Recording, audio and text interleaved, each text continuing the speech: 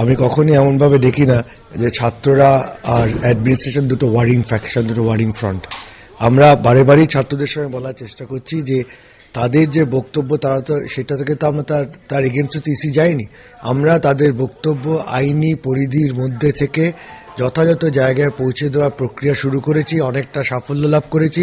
তাদের এইটুকু বলছি যে আমাদেরও ফ্যামিলি আছে, এখানে আমাদেরও বাচ্চা রয়েছেন, ফ্যামিলি রয়েছেন, এখানে অনেক বয়স্ক ইসি মেম্বার আছেন, তাদের দিকটাও দেখে তারা আপাততভাবে যদি অবস্থানটা তুলে নেন এবং একটা সুযোগ দিন রাজ্যপালকে যে তারা মিট করেন কিনা দেখুন। এবং আমি তো বলে দিতে পারবো না রাজ্যপাল কবে কোন ডেটটা দেবেন, তার সঙ্গে আলোচনার একটা ক্ষেত্র তৈরি হয়েছে।